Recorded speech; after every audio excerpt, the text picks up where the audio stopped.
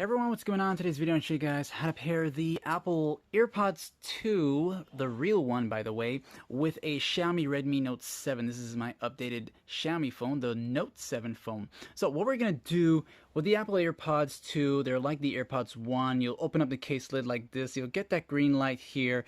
And then on the very back, you want to, of course, keep the case lid open at all times. On the back here, you'll see that button on the back. What we're going to do is actually hold it down until we get the white blinking light.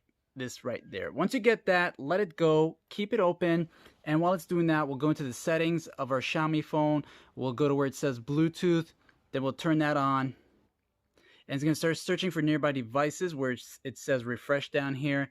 And just wait for that. Notice the white light is still blinking. You'll see AirPods. You'll tap on it one time. It's going to say pairing, and then you'll see the allow access to your contacts. If you want to, check yes. If not, you can still pair it. But you got to do it as quick as possible, okay? So as you can see, it turned off for itself. So tap on it again. It will say pairing. Make sure the thing is blinking white. Check or not pair. It'll say connecting.